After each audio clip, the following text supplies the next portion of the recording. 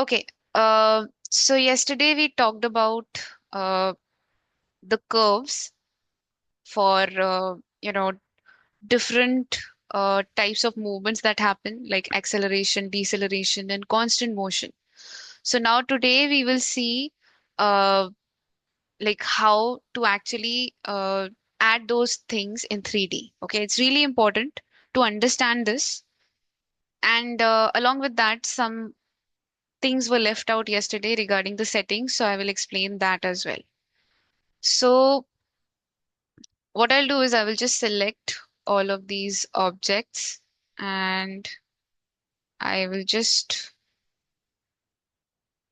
key them first in the first frame, and then I will go to the 30th frame and I will move it here. That's it. That's all I will do. So now if I hit play, you can see it is being animated, right? So the problem right now that some of you might face is that when you hit play, it might be playing way too fast. Let me show you what some of you might be facing. So this is how it would look if you've never animated. Way too fast. That's because by default in Maya, the frame rate is set to play every frame. So basically, it is playing all the, like even between 15 and 16, there are like decimal values, right? So all of those small frames are also getting played and it's getting played very, very quickly. The setting is actually there for simulations. Okay. So for FX simulations. So obviously we are not doing that. So I don't like this default setting in Maya, but you just have to change it. So for that, you have to come down here. Everyone saw the auto key toggle setting yesterday. So all you have to do is click on this next option, which says animation preference. Click on that and directly this page will open up. So it will be set to play every frame in the playback section. Go there and click on 24 FPS into 1 and hit save. And when you do that, your animation will play normally. Okay. Apart from that, there is another setting that we need to change. Let me show you that. So we will be going to the graph editor for this so that I can show you what that setting does. Basically, if you go to the preferences again, okay, you have to go to the preferences again. By default, it opens up the time slider options.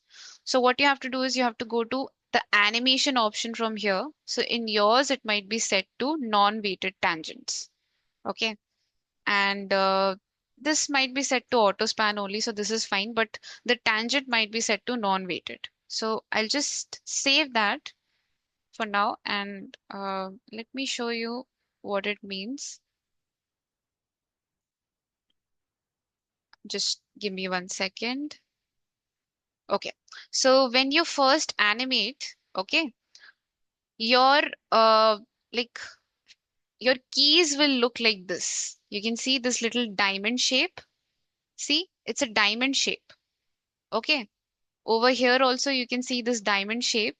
So this is problematic because it will not allow you to uh, edit the curve properly. Okay. You will later understand why. I will explain it later on again. But this is not the type of key we want when we're animating. Okay.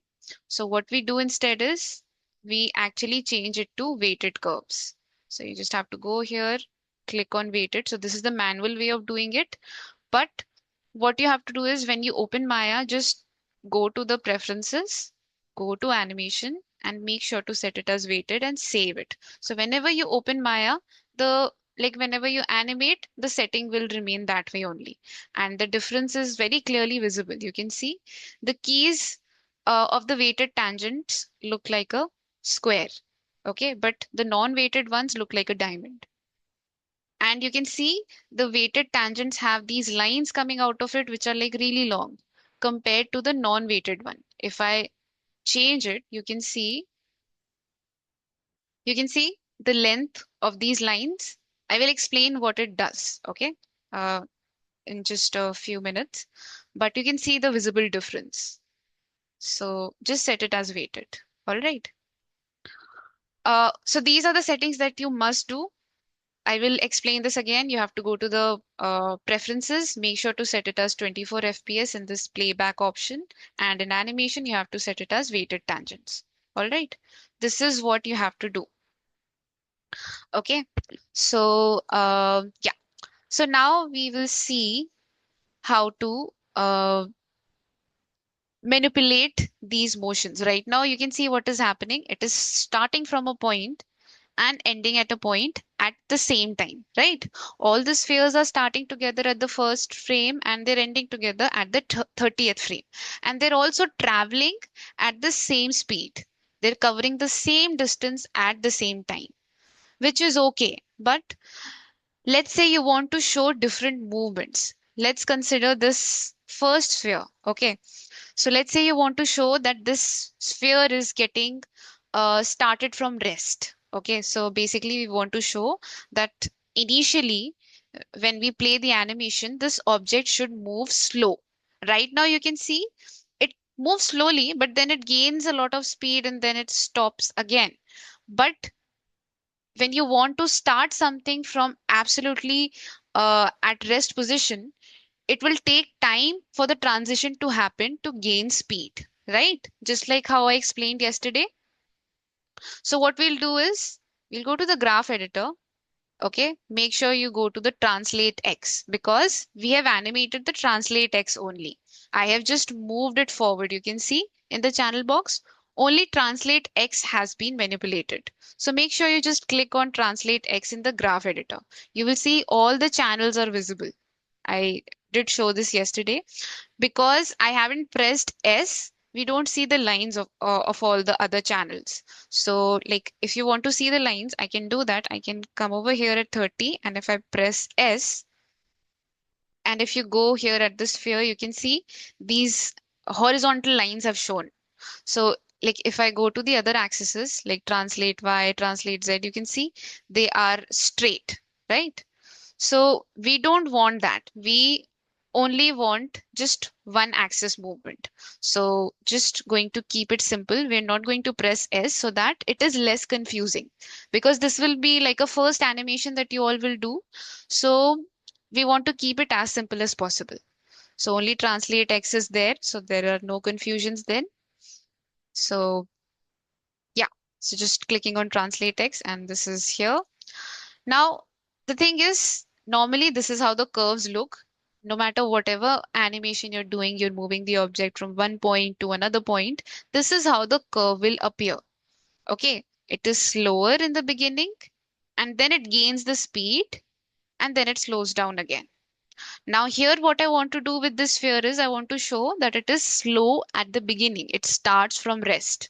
So I will have to manipulate the curve, right? Just like how we created those curves yesterday for deceleration and acceleration. That's what we have to do. So for acceleration, the shape of the curve will be flat in the beginning or will be flat at the end. Can anybody tell me this? What do you think will be the case? Because I want this object to start from the resting point. So what do you think the shape would be? Yes, correct. It will be flat in the beginning because there will be no change in the speed. That means no change in the distance. That's how we have, that's how we'll know that this speed is not changing because distance is not changing. Okay. So it will be flat in the beginning. So we want to keep it flat. Now the thing is, how do we actually do it? Like this curve, it got created on its own, right? How do we actually edit it? Like if you come over here, okay, and if you click, you can see these lines coming out. These are known as tangents. Okay. So that's why the name was non-weighted tangents and weighted tangents. So these are known as the tangents of the keys. So basically, it allows us to change the shape of the curve. So if I'm clicking on one side, I can put it up and down. But you can see, like, definitely it's rotating the curve, but it's also affecting that other handle. Okay, these tangents are known as tangent handles. Like, if you select this endpoint and you try to move it, basically we call it as a tangent handle. Okay. So right now you can see it's working like a seesaw. So like if I come over here, create a key in between, this basically causes a problem for us because right now, let's say I just want to work in this area. I just want to manipulate in this area. I don't want this area to be affected. So by default, what happens is you select one side, still the other side gets selected. You can see how it is affecting it. It's like a seesaw, right? So this is something we absolutely don't want. So now what we can do is we can actually select it and we can break the tangents. Right now the tangent is fully connected. Okay. They are connected to each other, so they're working like a seesaw. So that's why when I move one side, the other side also moves. So I want to break it. So it's very easy to do. You can see all these little options here. Don't get intimidated. Like, don't worry about all these extra options. You just have to look at this one, this V shape icon. Okay. If you hover over it, it says break tangents. Okay. You just have to click on that. And as soon as you click on it, you can see dotted lines have appeared. Not dotted, basically dashed lines. Let me undo this and show it again. I have the key selected and I click on break tangents. And now you can see dashed lines have appeared. So this shows that the connection between both the sides have been broken. Okay, this is good for us because now if I want to work in this area, I can do it without affecting the other side. So let's try that. I'm selecting this handle and I try moving it. You can see only this side is getting affected. This one is not getting affected unless obviously I go ahead and try moving it. And you can see if I move this side also, the other side is not getting affected. Okay. So this is something that you cannot easily do when you work with uh, non-weighted tangents. You can definitely break them, but you won't be able to easily move them. You will just be able to like move it or translate it up and down. You won't be able to stretch it in and out, okay? Because they don't have weights. Weighted tangents have weights, so we can actually move it in any direction without any problems. So that's why when we're animating, we always use weighted tangents. Some people prefer to work with non-weighted as well, but it's very problematic because then you cannot use the curves. If you're someone who just relies on the time slider to create your animations just using the keys, then the default settings work for you. But when you want to involve curves in your workflow, then you have to change the settings. Okay. So I have shown how to break the tangents, right? So this is good for us because now we can manipulate the curve easily. So I will select both of these. And sometimes this S-shaped curve could appear even more narrower than what it is right now. So good thing about this is when you select the curve like this, you just have to click on left mouse button and drag to select the whole curve. And if you press F, it will zoom in and you will be able to see the shape more properly. Same thing happens in Maya. Let's say you're like really away from your object, but you have the object selected, and if you press F, you basically get it into focus. So same thing happens over here in the graph editor.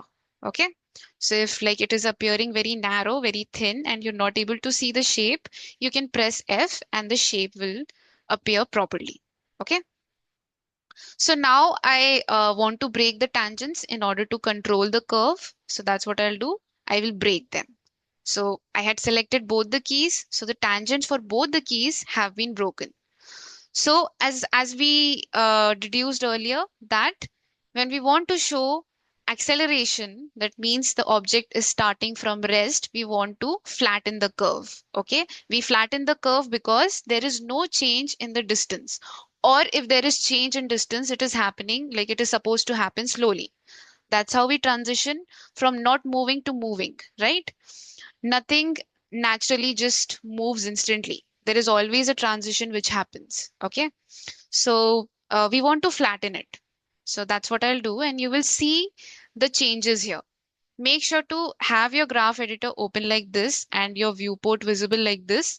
So the changes you're doing, you can actually see them. Okay.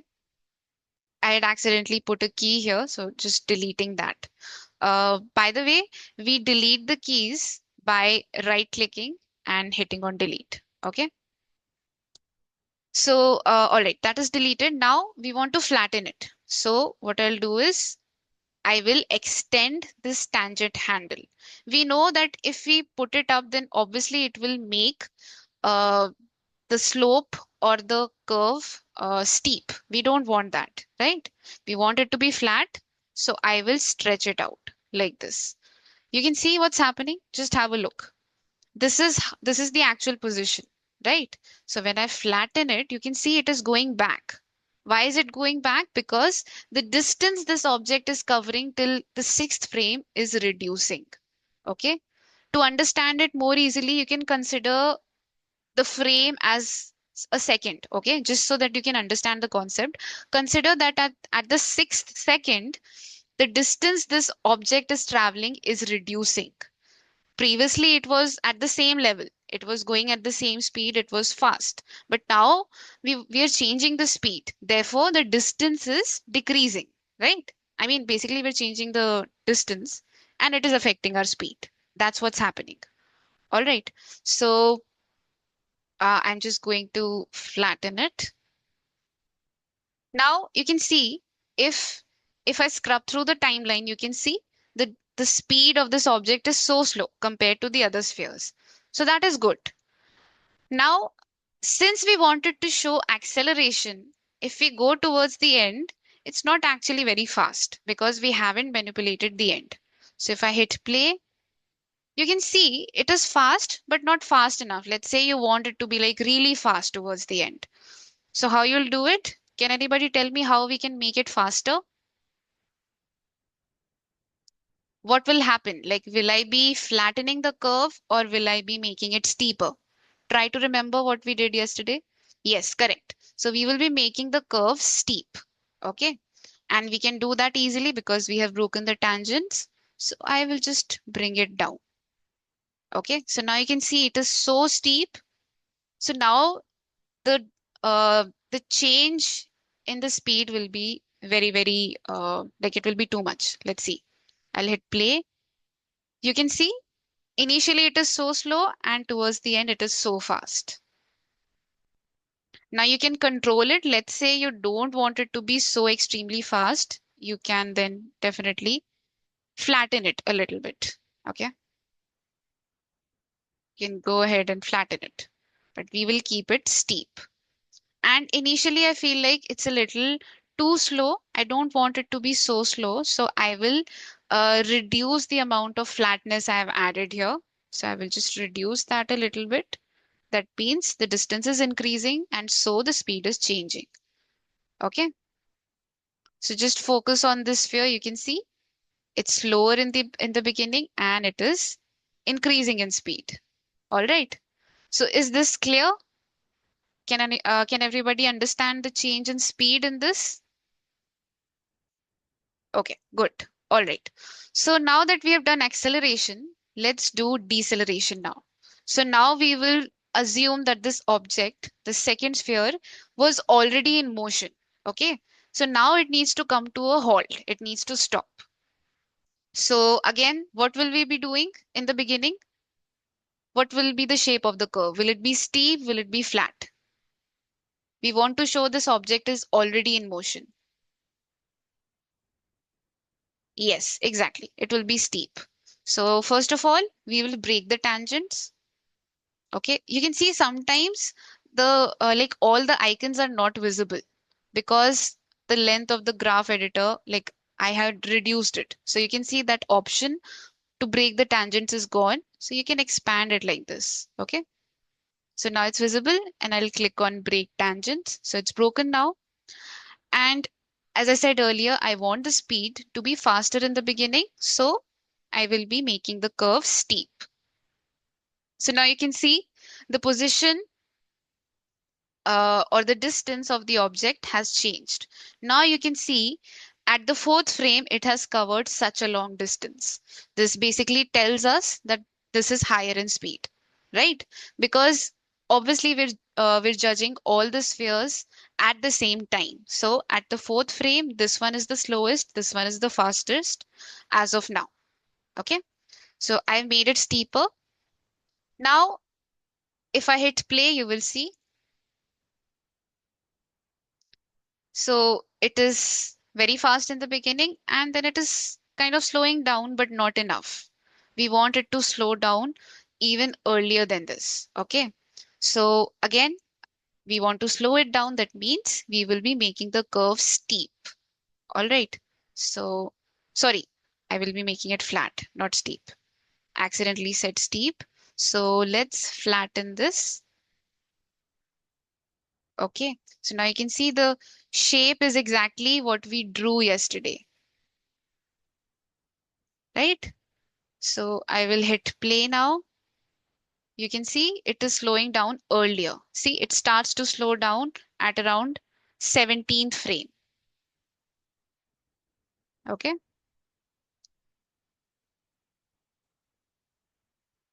Is it visible? Has everyone understood?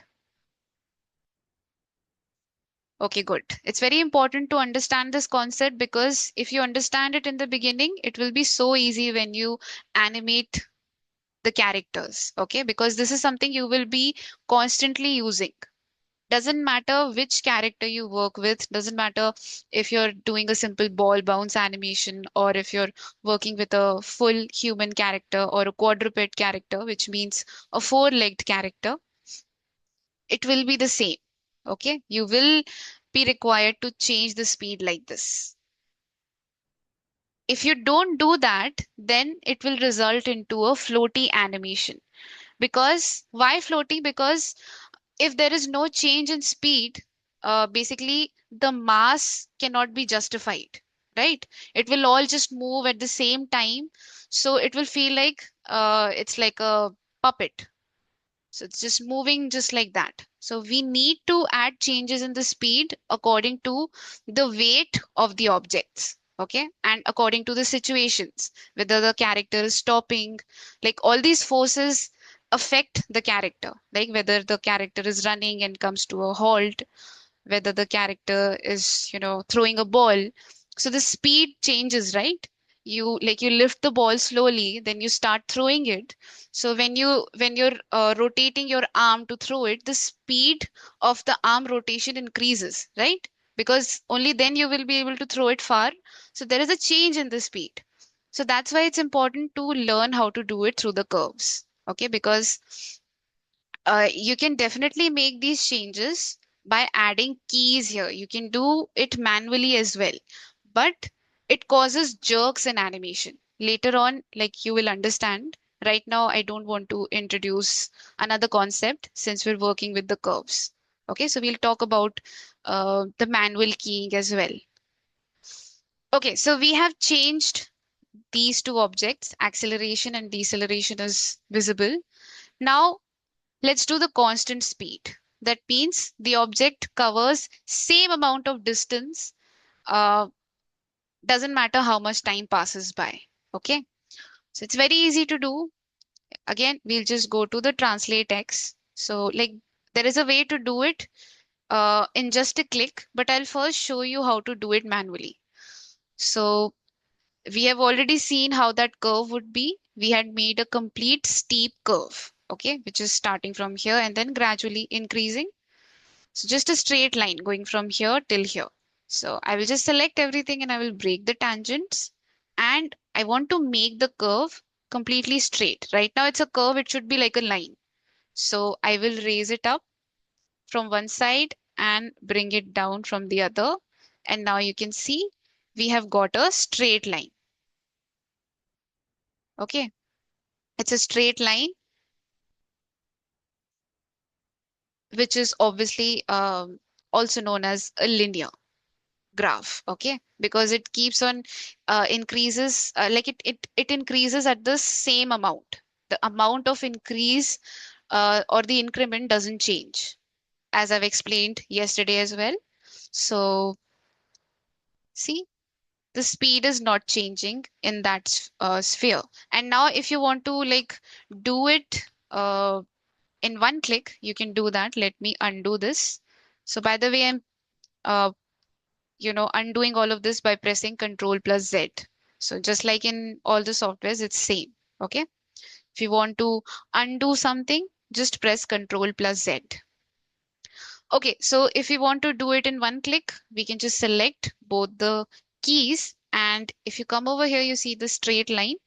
It says linear tangent. Click on that. And now you've got a straight line without any effort. And you can see constant speed. Okay. So now you can see like all these four objects start at the same point and end at the same point, but the transition is happening very, very differently, right? So this tells us about different situations. So it's very important to understand this properly.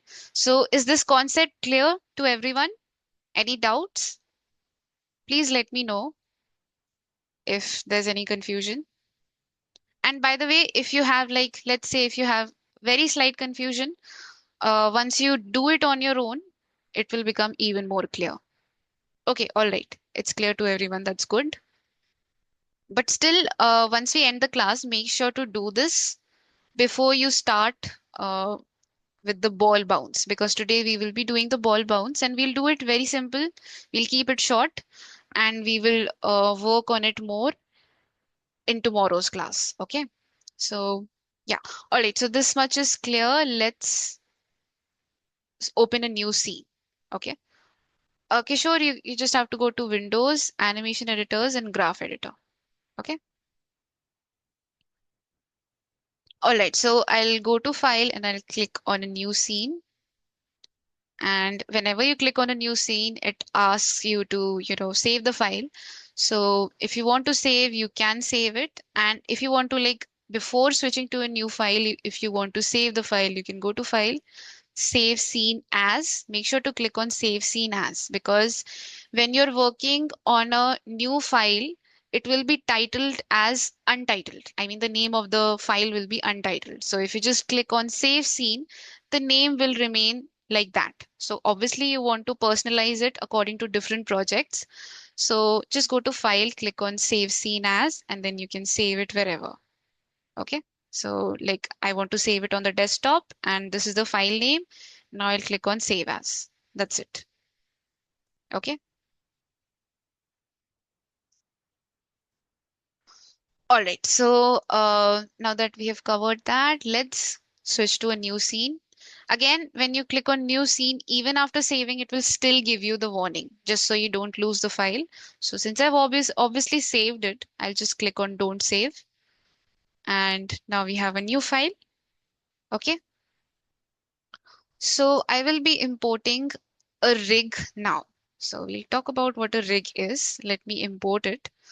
So right now I will be doing direct import uh, so that everyone can do it easily. And then tomorrow we'll discuss referencing. So we'll talk about that tomorrow. Don't worry about it.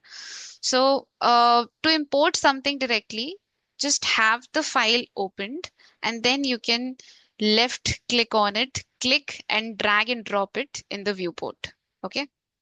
Uh, this, wait 1 second. I think I accidentally opened the animation scene. So this is the rig file. I'll just drag and drop it here and you can see it has opened up. So this is the first rig that we will be working with. Okay.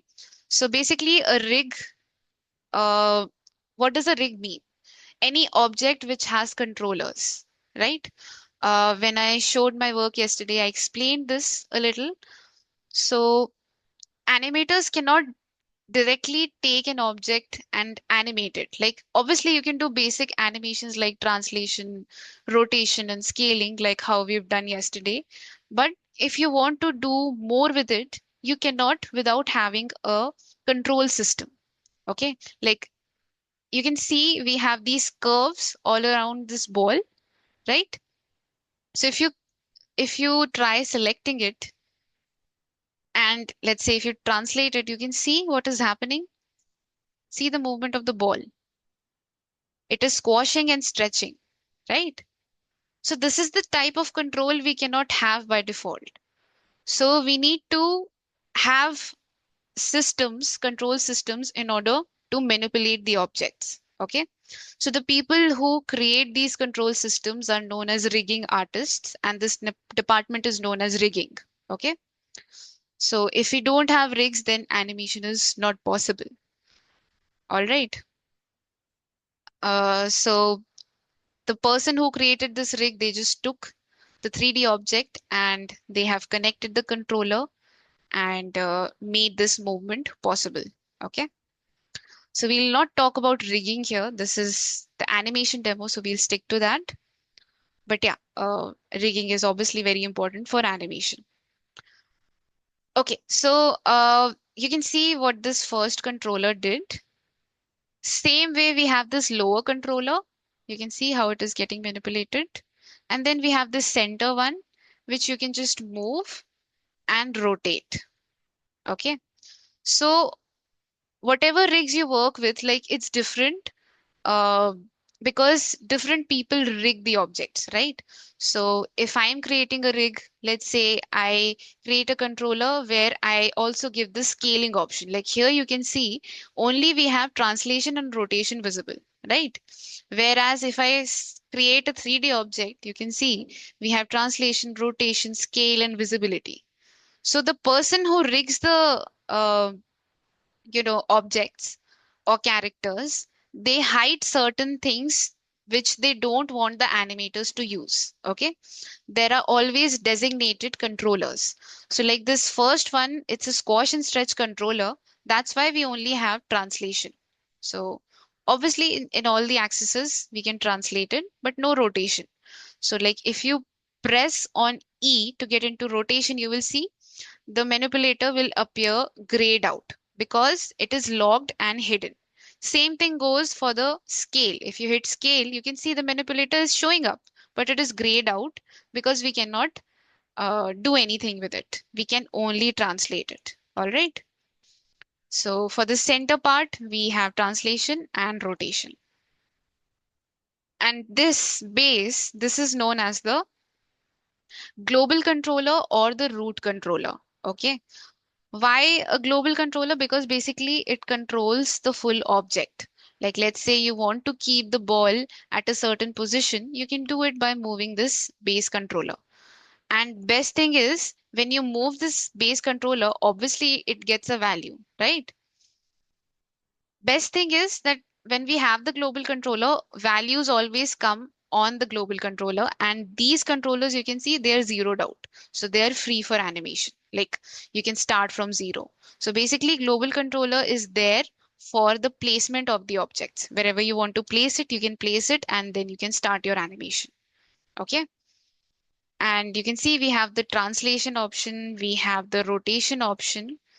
We also have this visibility option, visible. Now, when you hit scale, you can see it is grayed out. Okay.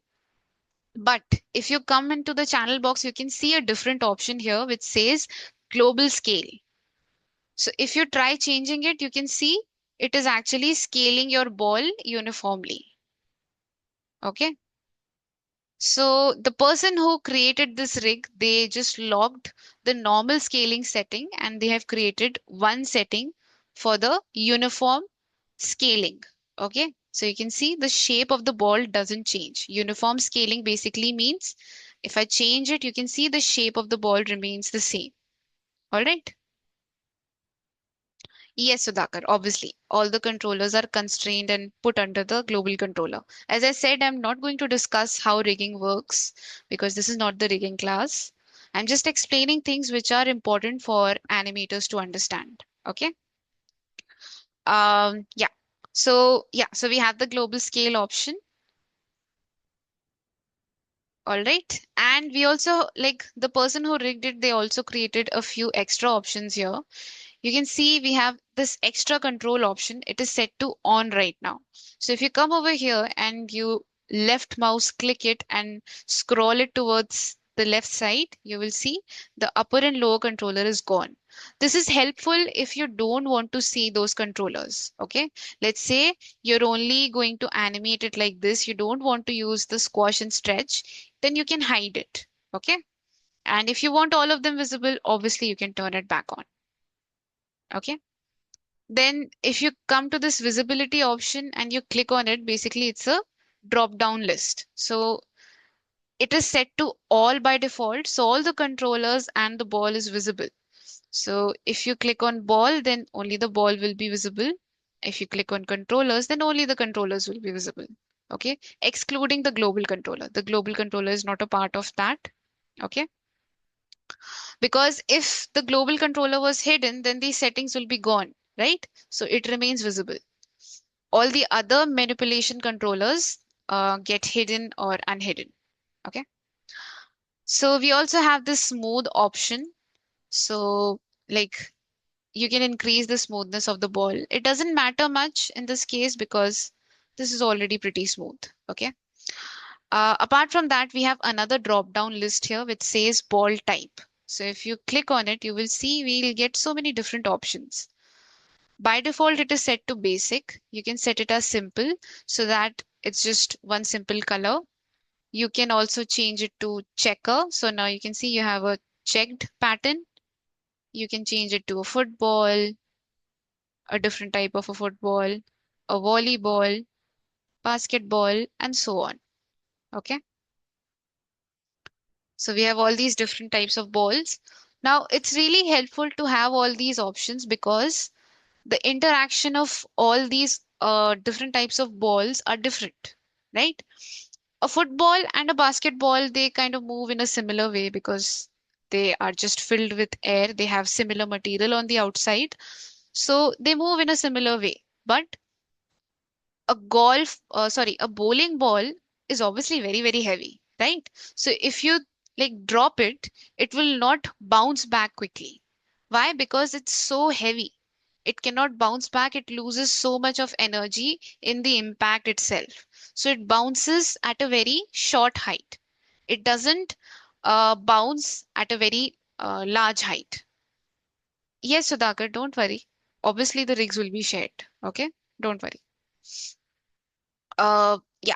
And a beach ball is made of a really thin plastic and filled with air. So everyone must have seen a similar ball. I mean, the pattern might have not been similar, but everyone must have played with those translucent balls, sorry, transparent balls actually.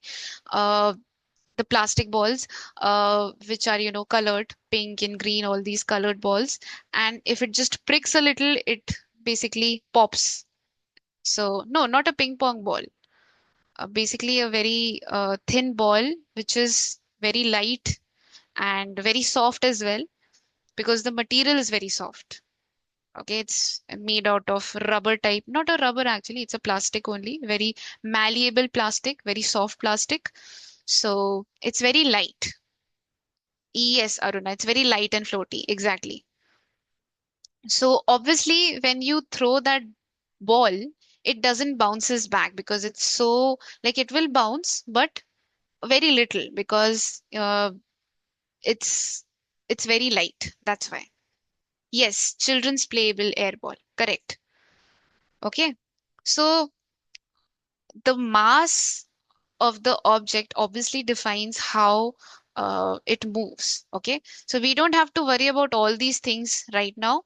We will just consider this as a simple uh, like a basketball, okay?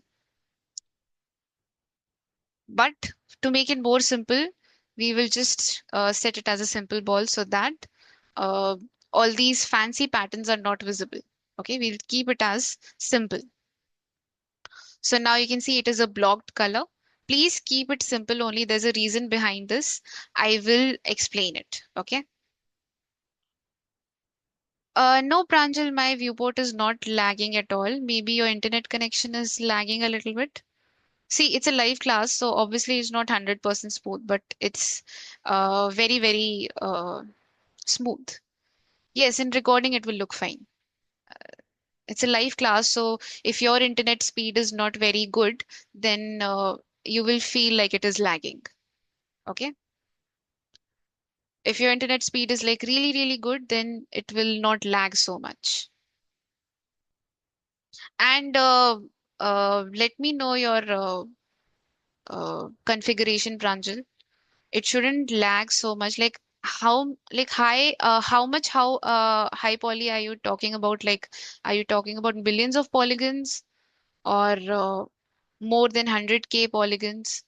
So if you're working with millions of polygons, obviously viewport will run slowly. Okay. So it also depends on your configuration.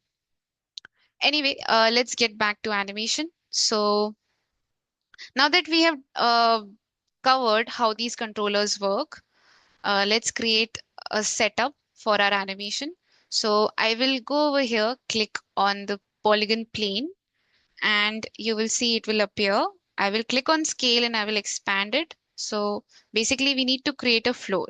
Okay. It's very important because let's say if you accidentally put it all the way down, then you can see that your object is intersecting. When you just have the grid visible, it's not easy to catch these things. So it's important to create a floor which will help you to see all these things. Okay. So I've created the floor. Now the thing is, you can see it's getting selected. So accidentally it could get selected during animation. So it's not very helpful. So there are a couple of ways to make this uh, not selectable. Like the first one is just like you have to come over here at the top. You have to be in the modeling settings. Okay. So you can see we have all of these icons here. So you have to go on the fourth icon. It says select surface objects. It is on by default. Okay. If you click on it, it will get disabled. So if you drag and try to select it, you can see it won't select the object because I have made the object unselectable. If I turn it back on, you can see it is again selectable. So you can do it like this, or you can create a layer. So let's talk about layers because it is important. Later on, we will be working with references as well. So it's important to understand how layers in Maya work. Okay. So you have to come down to here in the display section. By default, the layer options are visible. So you can see we have these few icons. Okay. So you can click on this one first. You can see it says create a new layer. It basically has a diamond shape and a plus object. Okay. So if you click on that, a new layer gets created. It's an empty layer and it doesn't have anything. You see this little V option. If you click on that, basically when V is visible, that means the object is visible. If you click on it, it becomes invisible. That means the object becomes invisible. So obviously this layer is empty right now, right? Let me show you how we can make use of this layer. I will select this plane, okay? And I'll come down here in the layer. I'll click on it, right click, and click on add selected objects. See, I have this object selected, right? So I'll come over here in the layer, right click on it, and click on add selected objects. You can see no change happened right now because obviously the layer is uh, visible right now. So if I click on this V option, you can see the plane is gone. So you can control the visibility like this. The layer system is important because you can control it for different objects. Okay. If you have multiple objects in the scene, you only want a few of them visible. You can divide them like this in layers and easily hide or unhide them. Okay. You can also basically hide it by pressing Control plus H. Okay. Like make sure that your outliner is visible so you can see what happens. So I have the plane selected. I can press Control plus H. Okay. You can see it's not visible anymore, right? So if I want to bring it back, I'll have to click on the plane here. You can see it is also looking grayed out. That's because it is not visible. So if I click on it and I want to bring it back, I will press Shift plus H. And now you can see it is back. So we don't use this option during animation. You can use it if you want, if you're comfortable with it. I prefer working with layers because I can easily control it. I don't have to select a bunch of keys. I can just divide them into layers and I can control them by just with a click. Okay. It's user friendly. So I have added the object here. It's visible, but it's still selectable. The whole point of creating this layer was to make it unselectable. So it's very easy to do. Now that we have it inside a layer, you have to come to this last box. You can see it is empty. So basically, when you create a layer, it is empty because the objects inside of it are selectable. So if I click on it once, you will see a T symbol appears, T alphabet appears, and our floor has changed. Okay. If I unselect it, you can see it is grayed out right now. So basically, it has become transparent, and only the edges are visible. Okay, so this is known as a template mode. So you will not be using template mode much. This is something we often use.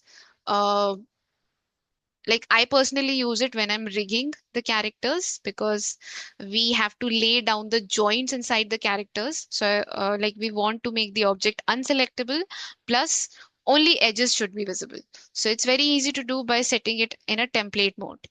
So you can see the object has become partially transparent. Only the edges are visible. And if I try selecting it, nothing happens. Okay, nothing happens. So now, again, this is not ideal for me, right? Right now, we want to animate and we want the floor to be visible. Otherwise, with this, there's uh, the no difference between this grid and the plane that we've created. We want it to be visible, but to be unselectable. So we just have to click on this option once again, and now you can see the letter R appeared. So this is the reference mode. So now it is visible and you cannot select it. See, I'm clicking on it, but I cannot select it. So basically, when you create a layer, nothing is visible. That means, I mean, in this box, basically it's empty. So everything is selectable. When you click on it once, you get the T, which is template. So it's partially visible, but unselectable. When you press it again, you get the letter R, which is reference. So basically it's visible, but not selectable. So this is the ideal thing which I want. Okay. So, yeah, that's how the layer system works. There are more things, but let's not waste time on that. Okay, so we have our object. So, let me reduce the number of frames. We will basically be doing a simple ball bounce for 30 frames. Okay, make sure to do it in 30 frames because you will get a proper bounce. Okay, so you can see 30 frames are visible from 0 to 30 because I just added the number here. So all those extra frames are gone. So the ball bounce that we want to create should be in a loop, should be in a cycle. That means the starting point and the ending point should be same. Let me show you briefly what I mean by that. I'll just randomly move it, okay, over here, and then over here I'll zero it out. So now you can see it's coming from a height to the base. And what I'll do here is like, if we don't have the same frame available at 30, what will happen? Let me show you. If I just move it up a little bit, you can see clearly the height is less compared to what I added on the first frame or the zero frame, right? So if you hit play right now, you can see a weird jerk is visible, right? Why? Because as soon as this animation is ending, it is starting again from zero. And because our first and last frame is not the same, it is creating a jerk. And we don't want that. So what I'll do is I will delete this last frame. What I'll do instead is I'll go to the first one, I'll copy it, I'll come back to the 30th, right click and paste it. Let me show this again. To copy a frame, right click, options appear, click on copy, go to the frame where you want to paste it, go to the last frame. Obviously, that's where I want to paste it. Right click again and click on paste. So you can see now the first and the last frame is same. So if I hit play, you can see it is smooth at this point. This movement is horrible. Don't worry about that. But you can see the first and last frame is absolutely same. Okay. So this is how we create a seamless loop. The starting and ending should be same. Okay. That's how basically a perfect circle is created, right? I mean, the closing and opening point are basically at the same point. That's how it is a seamless loop or a seamless circle. So that is done. Now, let's say this is the height we want to keep. Actually, this is a little too less. I will increase the height a little bit. Okay. And now because I have changed it in the first frame, again, my first and last frame doesn't match.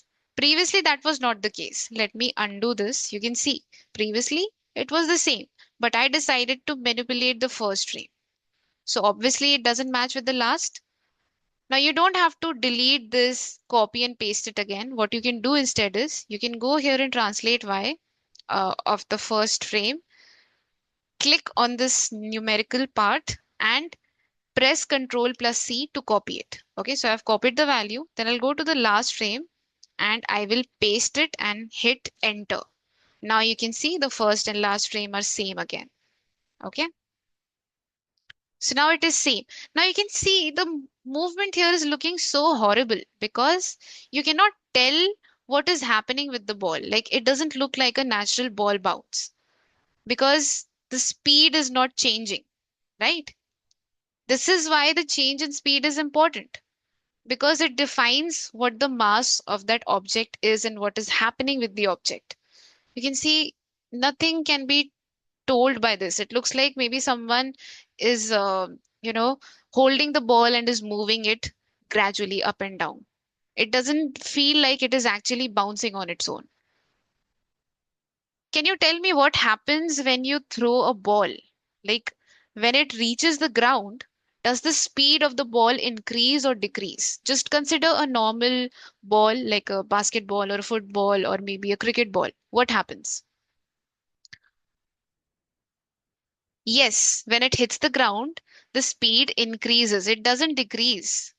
It increases. Why does it increase? Because it gets closer to the surface, therefore gravity starts to affect it, right? So that's why the speed increases along with the weight of the object. The pull of the gravity makes the speed faster. So it doesn't decrease. It actually decreases in the air. When the ball is up in the air, that's when it is out of the force field, right? I mean, still gravity is affecting it, but it is far away. It's not closer to the ground. So that's where the speed is slow. It increases at the impact. Okay. And you can definitely give it a try. I'm sure like if you don't have a ball, you can throw any object which won't break. Okay, unless you want to break something. It's up to you. Just record yourself if you have slow motion in your camera. Record yourself, throw it and see what happens. You will see the speed will actually increase.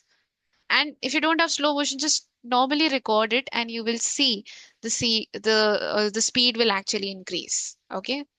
And if you don't want to record, you can just observe. See, these are such things that we don't notice generally, right? But when we want to animate, we want things to be believable. Things will be believable when they are closer to the reality. Okay. Still having a fantasy concept, but it should be closer to reality for us to accept it and understand it. So we don't notice these things. So many of you said it decreases, but it increases. Okay. So, so now everyone definitely must be knowing what will be happening to the curve. Like, as I said initially, the speed of the ball is supposed to be slow, right? So the curve of this object will be flat in the beginning, right? But as soon as it reaches the ground, what will be the shape? Will it be flat or will it be steep? Exactly, it will be steep, right? Because obviously the speed increases. Let's quickly do that and then we'll end the class and then we'll continue with this. This is not completed yet. Lots of work is required. So we just quickly do that and then we'll continue tomorrow. Yes, squash, Sudhakar. We will be talking about squash and stretch tomorrow, not today. Okay. Motion blur is something which doesn't happen in reality. It's basically an illusion because our eyes are not powerful enough to see everything happen at each and every frame. Okay. So, but yes, whenever we're creating anything, when we render it out, we always add motion blur to it so that it appears natural to human eyes. If you see each and every frame very clearly, it will not look close to reality. So that's why we fake this. We add the blur towards the end. That happens during the rendering process. We don't have to worry about it right now. Okay. So let's go to the graph editor. And like previously, when we animated those spheres, we animated it in the horizontal axis. So that was the translate X. Here we have done it in uh, like the up and down movement, which is translate Y. So this is the curve we have to manipulate. So you can see the first and last is same, and this ending point is flat. I mean, not flat here, but basically it's at the zero line, right? Because it's not moving at all over here. Okay. So, all right, let's select everything and we will break the tangents. That's how we will manipulate it, right? You can see the importance of breaking the tangents because right now I want to affect both the sides separately. And since we have a key in between, if we try to move it, you can see we get a seesaw movement. That's obviously not something we want. So let's select everything and we will break the tangents. So the tangents are broken. Okay. So the first thing that I will do is I want to increase the speed of this ball. You can see how horrible it looks right now. There's like it looks so bad. It does, and it looks bad because this is something which doesn't happen in reality, right? The speed is actually very slow at the point of impact. So you want to increase it. So since I have broken the tangent, I can actually go here and raise it up. So before I raise it up, I will move the time slider here so that I can actually see the difference. If I keep it at 15 and if I make any changes, you will not be able to see it, right? Because you're at a particular keyframe. If you want to see the change happen in between, then you have to slide over to a frame where you don't have a key. And now you take the tangent and you make it steep. Okay. So you can see the ball went higher. I'll explain this. Let me do the other side as well. Now let's hit play. It will not be perfect, but you can see now the mass can be felt because the speed is increasing at the point of impact, right? Why does it look like the speed is increasing at the point of impact? Can anybody tell me? What happens when the speed increases? Like what happens to the distance? Does the distance increase or does the distance decrease? If a speed is increasing, no, distance will not decrease. It will increase. It will cover more time. I mean, it will cover more distance. That's how the speed will increase, right? You reach to a destination faster by covering more distance, right? If you're driving slowly, then you will reach late, isn't it? Same thing applies here. Okay. So, yes. So obviously, the distance which is being covered is increasing. Let me show you a really cool thing. Uh, 1 second.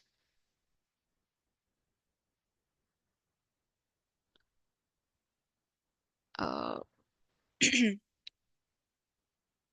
might not appear in this. Let's see. Okay, it is appearing. Good. So basically, you can see these not transparent, but translucent uh, balls which are appearing. Let me show you in a simple object actually. Then I will explain in this. Yes, onion skin, Isaac. So let me just move it very quickly from one point to another point at the base around here, and I will edit the curve for it, make it faster at the point of impact. Okay, so let me hide this rig as of now. So now you can focus on this one ball. You can see the speed is increasing towards the end, right?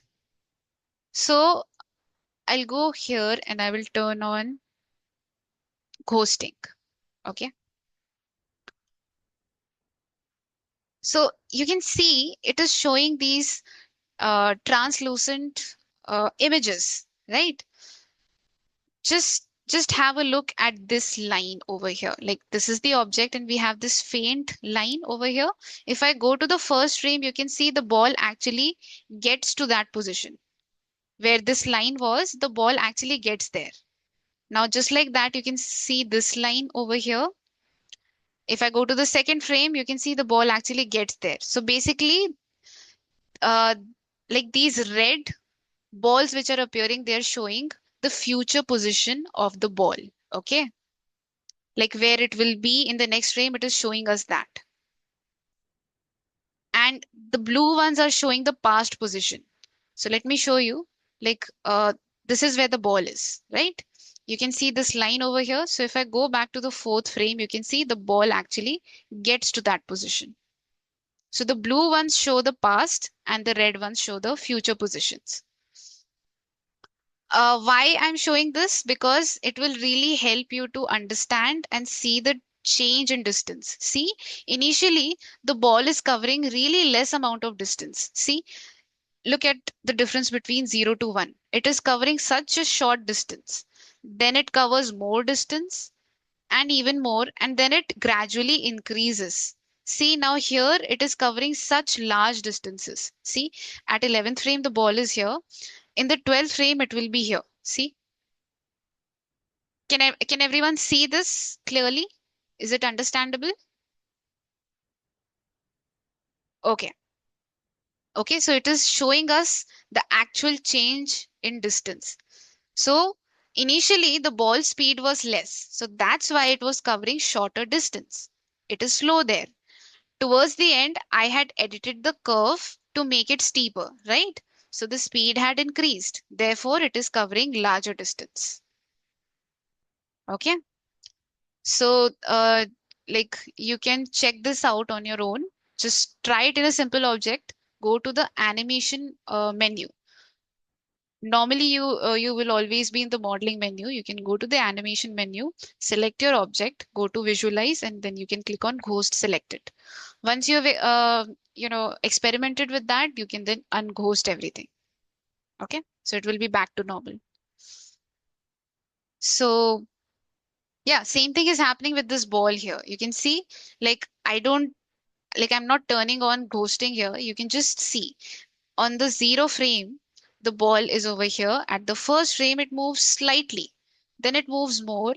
And then, like right before it reaches the ground, you can see at 11th frame, it is here. And at 12th frame, it is here. You can see the distance has increased so much compared to the beginning, right? So, yeah, now you can see the, like whatever I explained before, you can actually see the practical aspect of it. Okay. So this way, everyone probably has understood everything. Okay. So yeah, let's keep it till here. Today we have only manipulated the point of impact.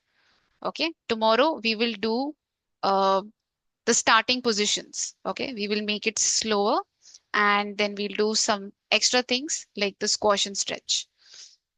Okay. So for today, let's keep it till here since we have discussed so many different things. So it should not be too much for the new ones to catch up with. Okay. All right. So yeah, let's keep it till here and let's meet tomorrow. Bye bye, everyone. Good night.